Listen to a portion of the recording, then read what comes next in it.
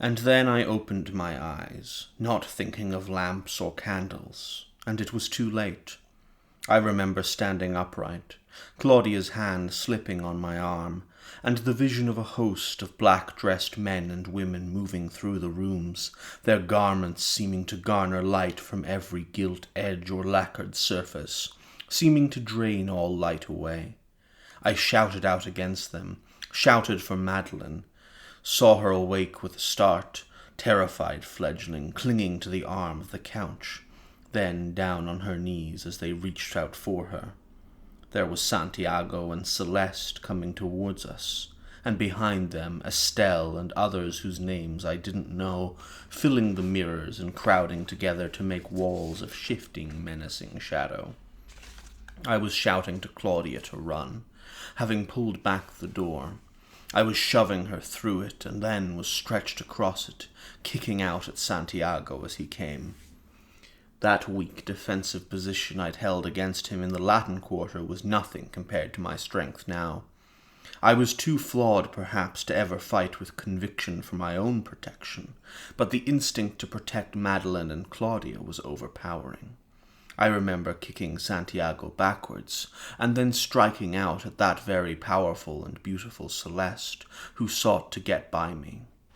Claudia's feet sounded on the distant marble stairway. Celeste was reeling, clawing at me, catching hold of me and scratching my face so the blood ran down over my collar. I could see it blazing in the corner of my eye. I was on Santiago now, turning with him, aware of the awful strength of the arms that held me, the hands that sought to get a hold on my throat. "Fight them, Madeline!" I was shouting to her, but all I could hear was her sobbing. Then I saw her in the whirl, a fixed, frightened thing, surrounded by other vampires. They were laughing that hollow vampire laugh which is like tinsel or silver bells. Santiago was clutching at his face. My teeth had drawn blood there.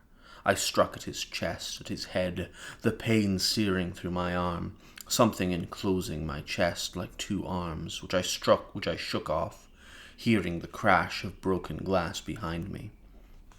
But something else, someone else had hold of my arm with two arms and was pulling me with tenacious strength. I don't remember weakening. I don't remember any point when anyone's strength overcame my own. I remember simply being outnumbered, hopelessly, by sheer numbers and persistence. I was stilled, surrounded and forced out of the rooms. In a press of vampires, I was being forced along the passageway, and then I was falling down the steps, free for a moment before the narrow back doors of the hotel, only to be surrounded again and held tight. I could see Celeste's face very near me, and, if I could have, I would have wounded her with my teeth. I was bleeding badly, and one of my wrists was held so tightly that there was no feeling in that hand. Madeline was next to me, sobbing still, and all of us were pressed into a carriage. Over and over I was struck, and still I did not lose consciousness. I remember clinging tenaciously to consciousness, feeling these blows on the back of my head, feeling the back of my head wet with blood that trickled down my neck as I lay on the carriage floor. I was thinking only, I can feel the carriage moving. I am alive.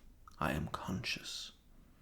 And as soon as we were dragged into the Theatre des Vampires, I was crying out for Armand. I was let go only to stagger on the cellar steps, the horde of them behind me and in front of me, pushing me with menacing hands. At one point I got hold of Celeste, and she screamed, and someone struck me from behind. And then I saw Lestat, the blow that was more crippling than any blow. Lestat, standing there in the center of the ballroom, erect, his grey eyes sharp and focused, his mouth lengthening in a cunning smile. Impeccably dressed he was, as always, and as splendid in his rich black cloak and fine linen. But those scars still scored every inch of his white flesh, and how they distorted his taut, handsome face, the fine, hard threads cutting the delicate skin above his lip, the lids of his eyes, the smooth rise of his forehead, and the eyes, they burned with a silent rage that seemed infused with vanity, an awful, relentless vanity that said, "See what I am." "This is the one?" said Santiago, thrusting me forward. But Lestat turned sharply to him and said in a harsh, low voice, "I told you I wanted Claudia. The child. She was the one." And now I saw his head moving involuntarily with his outburst, and his hand reached out as if for the arm of a chair, only to close as he drew himself up again, eyes to me. "Lestat," I began, seeing now the few straws left to me. "You are alive. You have your life. Tell them how you treated us." "No," he shook his head furiously. "You come back to me, Louis," he said. For a moment I could not believe my ears. Some saner, more desperate part of me said, "Reason with him," even as the sinister laugh erupted from my lips. "Are you mad?" "I'll give you back your life," he said, his eyelids quivering with the stress of his words, his chest heaving, that hand going out again and closing impotently in the dark. "You promised me," he said to... "You promised me," he said to Santiago, "I could take him back with me to New Orleans."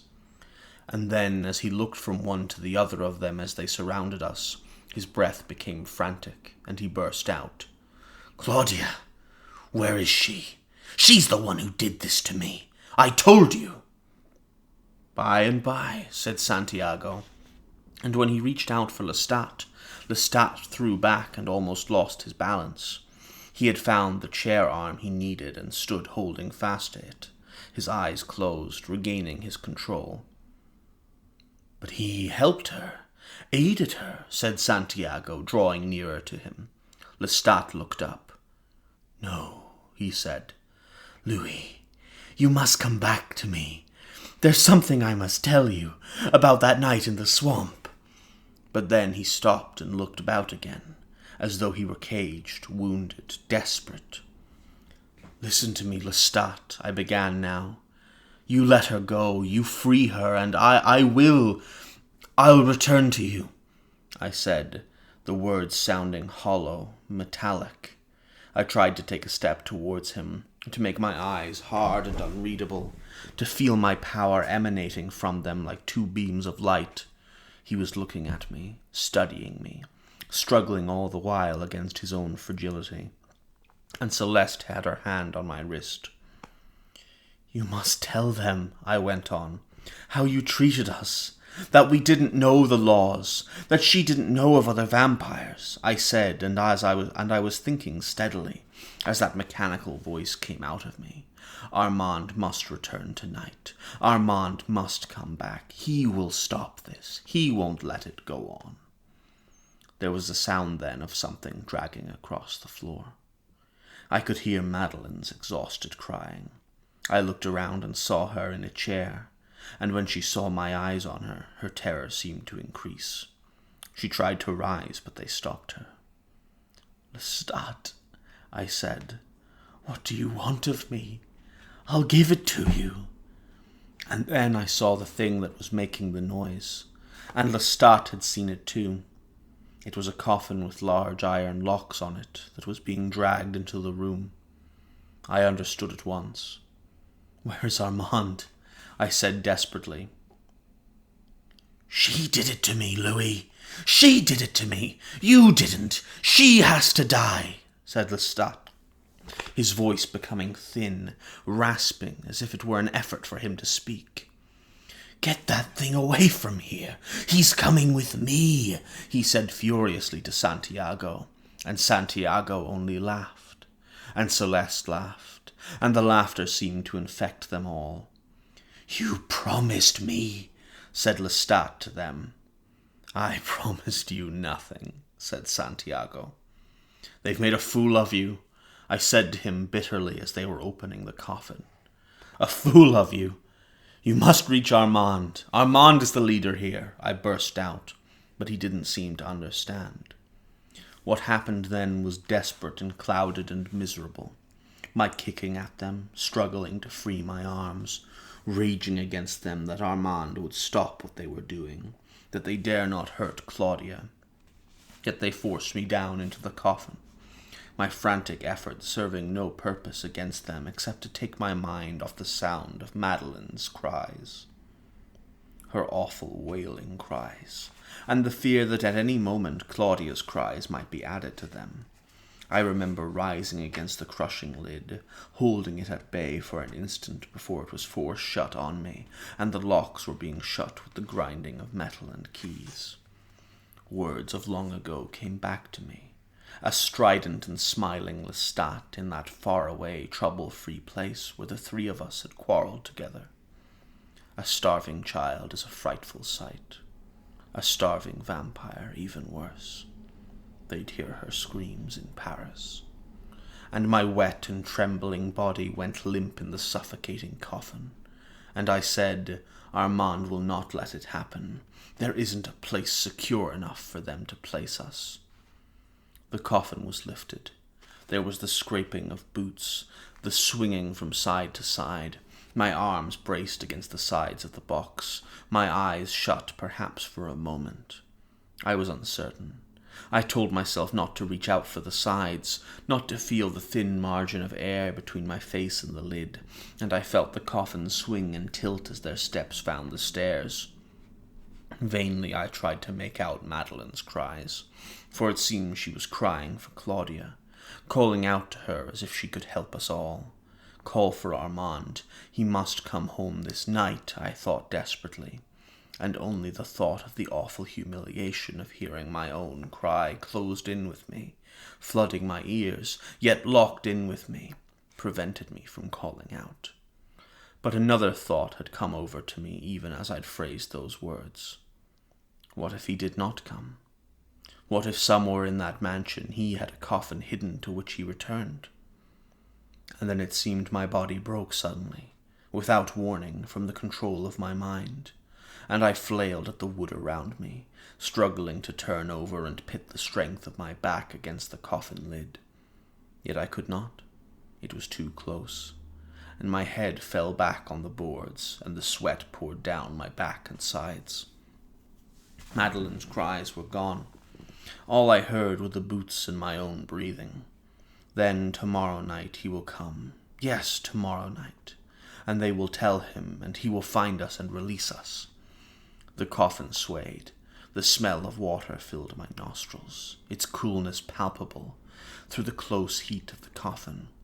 And then with the smell of the water was the smell of the deep earth. The coffin was set down roughly, and my limbs ached as I rubbed the back of my arms with my hands, struggling not to touch the coffin lid, not to sense how close it was, afraid of my own fear rising to panic, to terror. I thought they would leave me now, but they did not. They were near at hand and busy, and another odor came to my nostrils which was raw and not known to me. But then, as I lay very still, I realized they were laying bricks, and that odor came from the mortar. Slowly, carefully, I brought my hand up to wipe my face. All right then. Tomorrow night, I reasoned with myself, even as my shoulders seemed to grow large against the coffin walls. All right then. Tomorrow night he will come, and until then this is merely the confines of my own coffin. The price I've paid for all of this, night after night after night. But the tears were welling up in my eyes, and I could see myself flailing against the wood. And my head was turning from side to side, my mind rushing on to tomorrow and the night after and the night after that.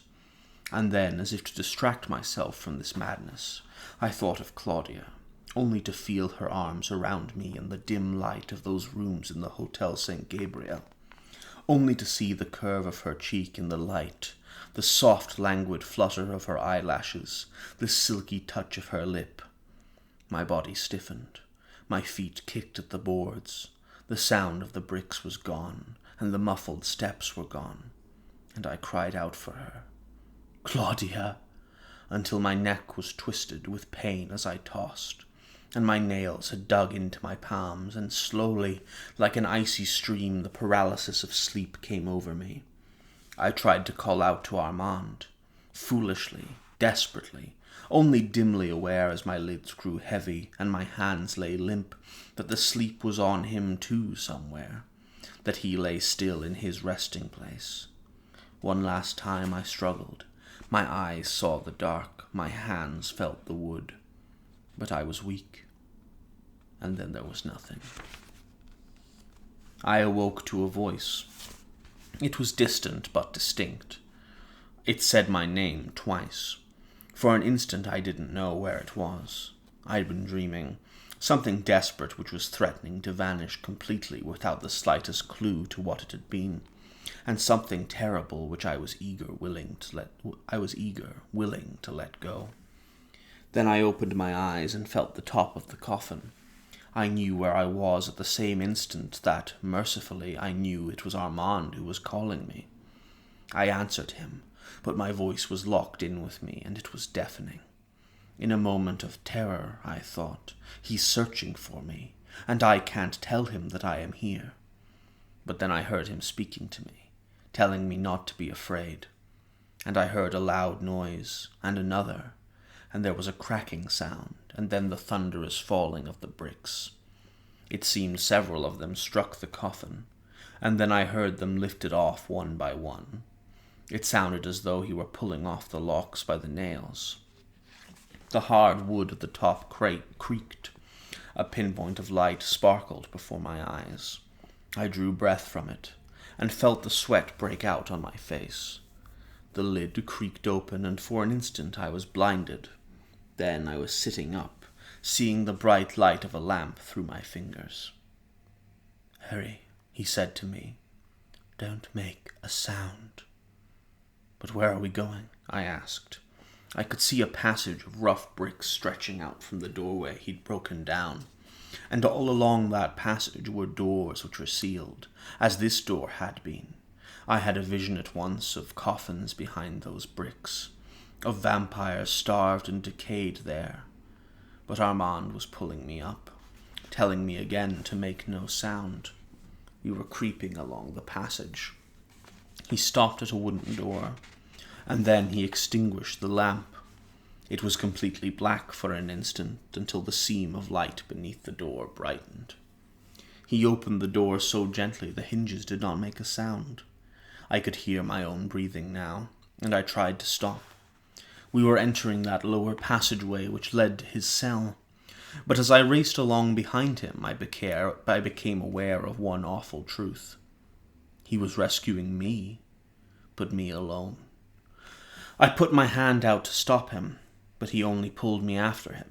Only when we stood in the alleyway beside the Theatre des Vampires was I able to make him stop, and even then he was on the verge of going on.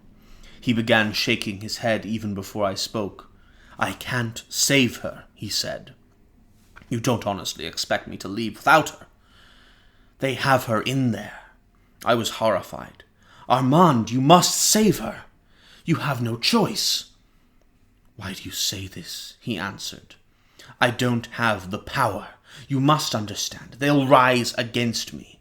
There is no reason why they should not. Louis, I tell you, I cannot save her. I will only risk losing you." "You can't go back." I refused to admit this could be true. I had no hope other than Armand, but I can truthfully say that I was beyond being afraid.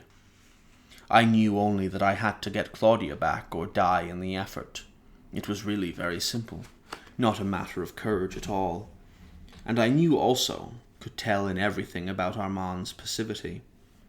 The manner in which he spoke that he would not follow me if I returned, that he would not try to prevent me. I was right.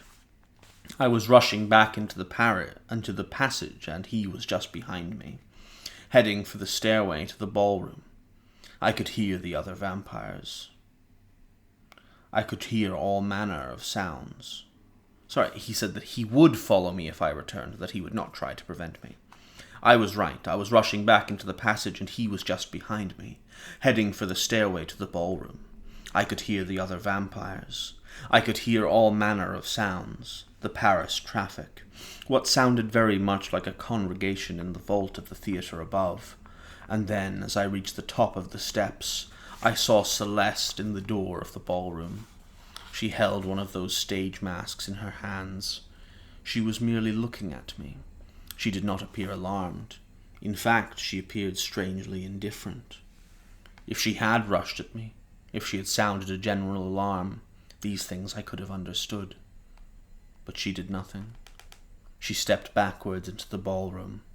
She turned, seeming to enjoy the subtle movement of her skirts, seeming to turn for the love of making her skirts flare out, and she drifted into a widening circle to the center of the room. She put the mask to her face, and said softly behind the painted skull, "Lestat, it is your friend Louis come calling. Look sharp, Lestat." She dropped the mask, and there was a ripple of laughter from somewhere.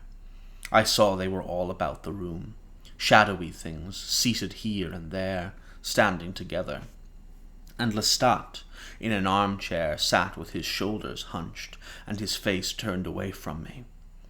It seemed he was working something with his hands, something I couldn't see, and slowly he looked up, his full yellow hair falling into his eyes. There was no fear in them.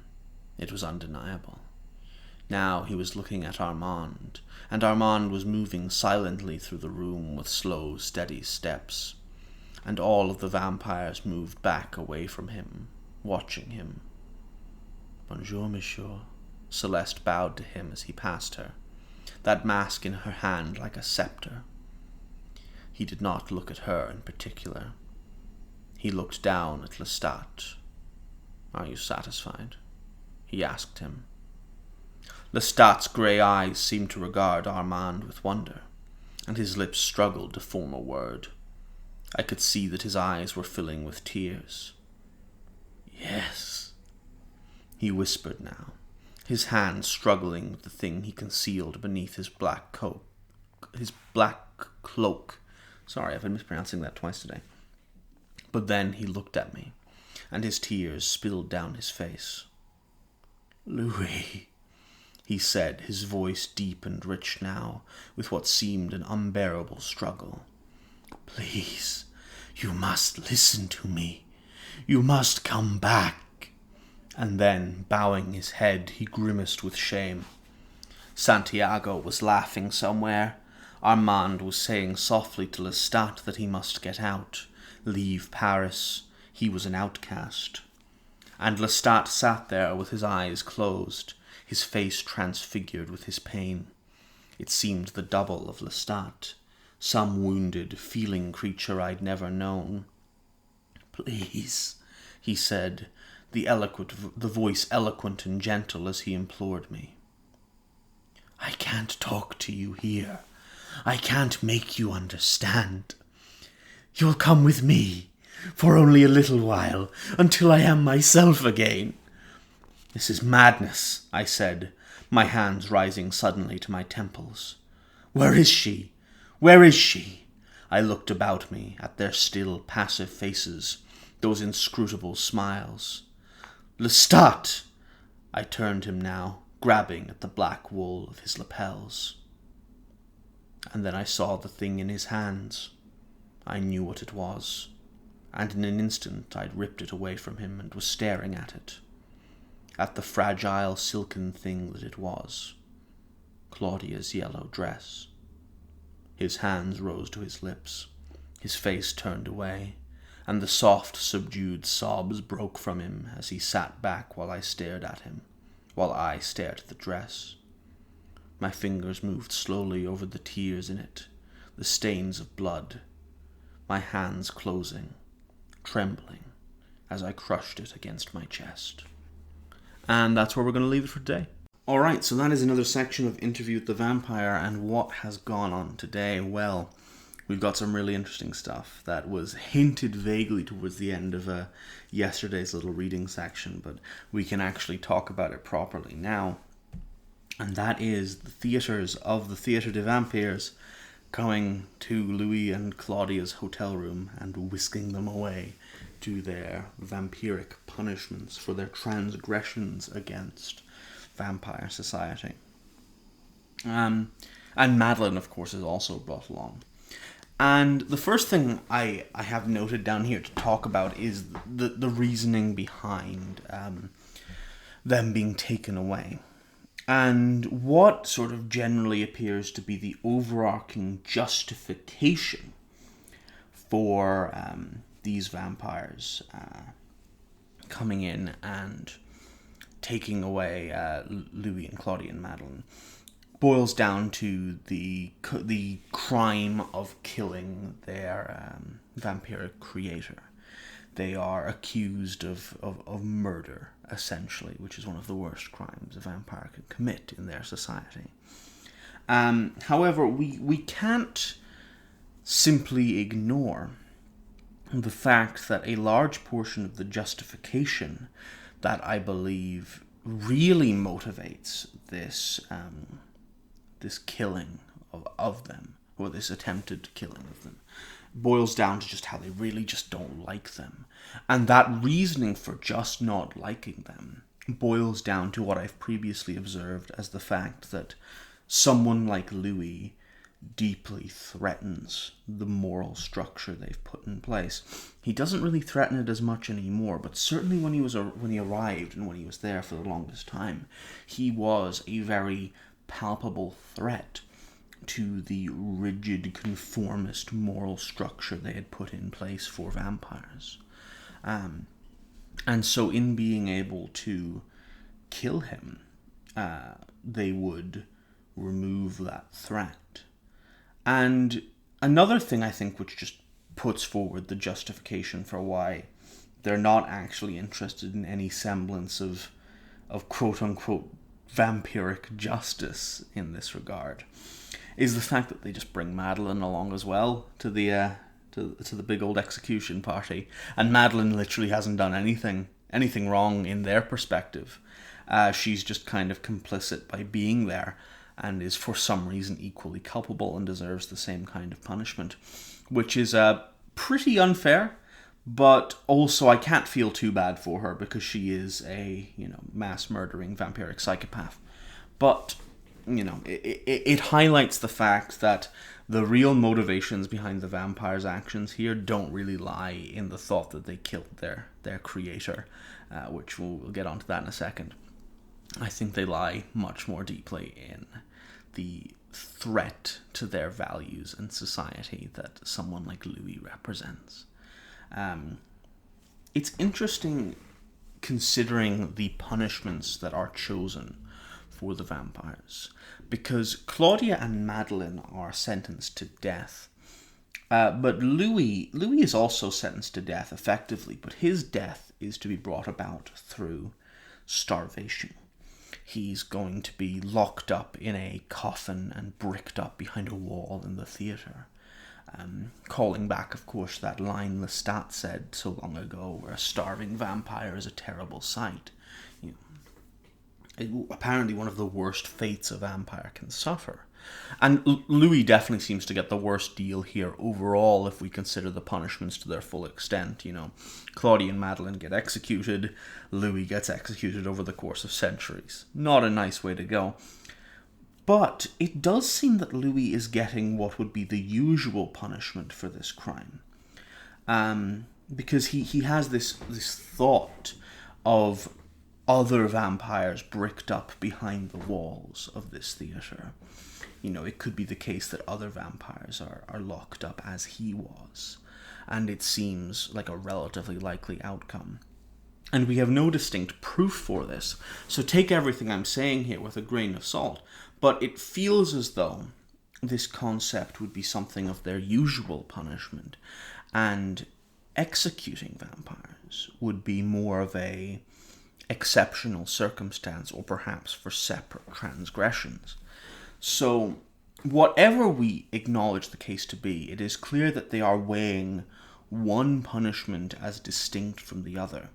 And I can't decide whether or not these vampires view the execution as the worst punishment or the starvation as the worst punishment, but it must be the case that one is viewed as different from the other.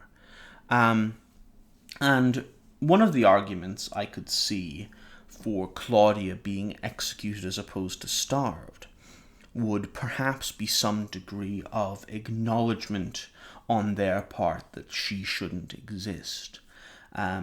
They have a degree of fascination with Claudia, especially Estelle and Celeste, but Armand, I believe, also comments about the fact that vampires have a thing against creating vampires that are children, and that it is, against the rules. So this may just be a acknowledgement that this shouldn't have happened, so we need to clean it up as quickly as possible. Another potentiality here is that them executing Claudia and locking up Louis is an ironic technicality. Perhaps it's just the case that they view the starvation as a lesser punishment and the execution as the typical punishment. And so they don't execute Louis, but they lock him up to kind of get away on this technicality of, well, we promised we wouldn't kill him. We didn't promise anything else kind of deal that Santiago seems to imply. Most likely, the thing I kind of buy a bit more in this regard is the fact that it seems like locking Louis up was really just a way to kind of torment him for a night and get him out of the way while they execute Claudia.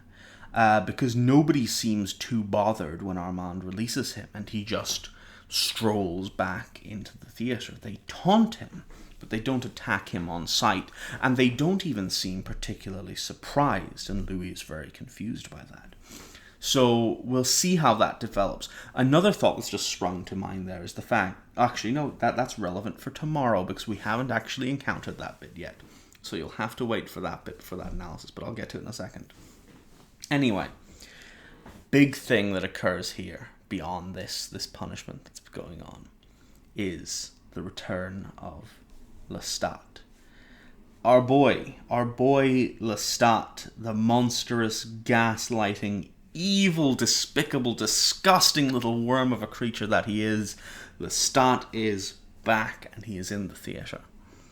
And the first thing that is described about Lestat by Louis is relating to his appearance, where Lestat has, for the most part, retained his youthful beauty, but his appearance has been marred distinctly by Claudia's attack on him. He's showing scars on his face if you look for it, which I think is somewhat poetic considering the very recent observation from Louis that his kind of inner ugliness will never show on his outer surface. This is a kind of poetic revelation where, for the first time ever, some of Lestat's inner ugliness is visible on his face for the world to see. And it's also just a reflection of the fact that he suffered a great deal of damage very recently. So Lestat has survived his previous attack. He survived being set on fire, which Louis and Claudia believed to be a way to kill vampires and have been told is a way to kill vampires. But something about Lestat has pushed through and survived this. And it appears that Lestat has made his way to Paris, found the theatre. Somewhat familiar with the theatre, indeed. Previously, we had Santiago hear the name of Lestat and know about him. Of course, that is an interesting thing in the sequel, where it turns out Lestat technically owns the theatre, which is, I think, it's not a bad plot point. It's relatively interesting. Don't have a problem with that one. I think it's cool. There's a lot of cool stuff in regards to that. But they are familiar with Lestat at the very least. And he appears to have instituted this attack against Claudia specifically as revenge, in order to get revenge on Claudia for attempting to kill him, and then reclaim Louis subsequently when he is no longer under her sway. And then he acts like he's really sad about it. He's kind of crying over the torn fragments of her dress, when Louis finds him, as though we're supposed to feel bad about him for what he's just done.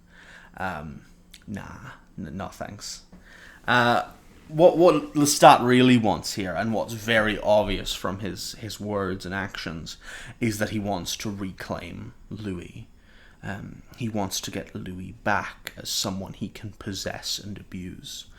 And he appears to be suffering from the same nihilism as Armand, seen in the language where he says, "Come with me until I'm back to normal," that kind of thing. And it's clear that there was something about Louis for Lestat which made him particularly fascinating, particularly interesting, particularly compelling to possess and own. And ever since that, there has been a void in his existence that he has been longing to fill and has been unable to fill in the absence of possessing Louis.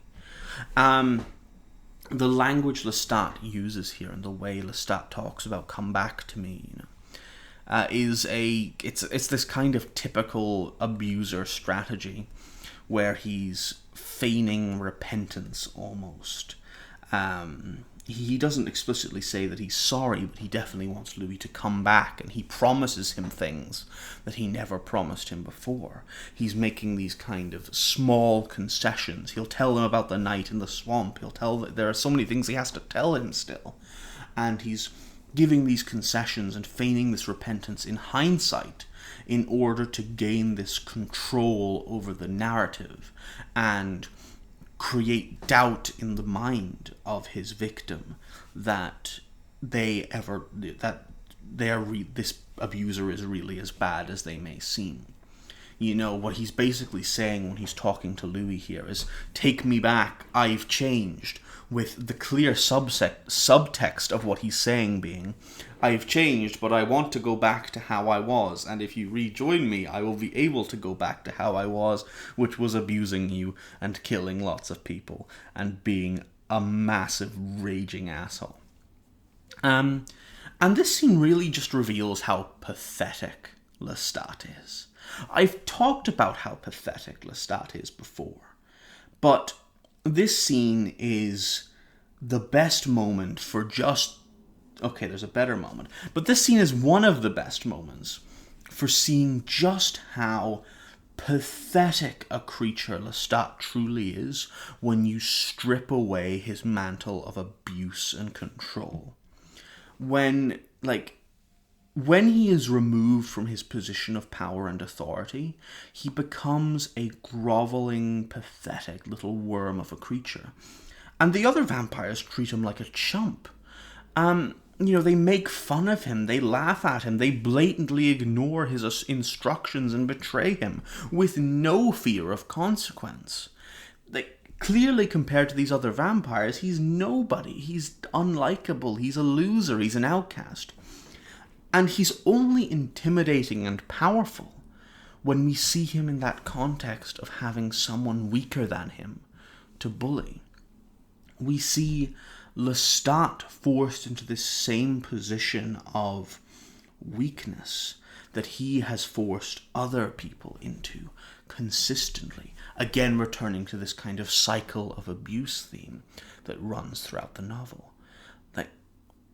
If he doesn't have someone to intimidate and bully and control so that he can gain some control over the world around him through controlling other people, everyone just laughs at him because he's revealed to be the weak, morally bankrupt little worm that he actually is. And that's Lestat. And we'll see how this develops, and we'll see what Louis has to say properly as this little section continues. But I hope you've enjoyed today's analysis. We are on the home stretch now thoroughly. We are very nearly finished the book. We have maybe another 40-50 pages left. So I hope you'll stick around for that, and I'll see you again tomorrow for the next section.